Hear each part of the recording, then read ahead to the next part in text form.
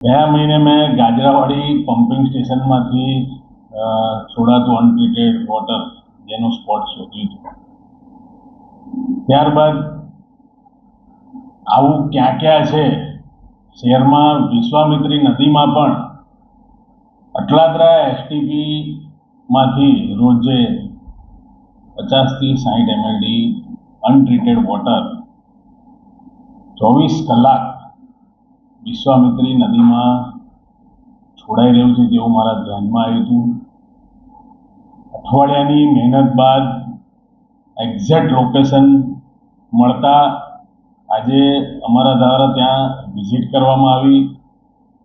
ખૂબ જંગલ, કોતર અને ઝાડી ઝાંખરા છે. નદીના કોતરના એરિયામાંથી આ લાઈન ગુપ્ત રીતે જેમ નાખીને છોડી દેવાતું હોય પાણી એ રીતે નાખવામાં આવી છે. અનટ્રીટેડ વોટર બહુ જ ખરાબ પરિસ્થિતિથી આખી વિશ્વામિત્રી નદી ત્યાંથી કહેવાય કે આખું પ્રદૂષણ ત્યાંથી જ વધારે પડતું અંદર ઉમેરવામાં આવે છે. જળચર પ્રાણીઓને પણ તકલીફ. જીપીસીબી, સીપીસીબી એટલે કે સેન્ટ્રલ ગવર્મેન્ટના પણ અને એનજીટી આ તમામ નિયમોનું ઉલ્લંઘન થઈ રહ્યું છે. તંત્રને જરાક પણ એની ડર ના હોય એ પ્રમાણે બિંદાસ રીતે આ વિશ્વામિત્રી નદીમાં આ પાણી છોડાઈ રહ્યું છે. અત્યારે જ્યારે આપણે નદીને શુદ્ધ કરવાની વાતો ચાલતી હોય, નદીને ઊંડી કરવાની, પહોળી કરવાની વાત ચાલતી હોય, ત્યારે આ 3 વર્ષથી આ રીતે વિશ્વામિત્રી નદીમાં ગંદુ પાણી છોડાઈ રહ્યું છે, જે તંત્ર જાણે જ છે. હું નથી માનતો કે ડિપાર્ટમેન્ટના લોકોને ખબર નહીં હોય કે આપણે અહીંયાથી અનટ્રીટેડ વોટર છોડીએ છીએ.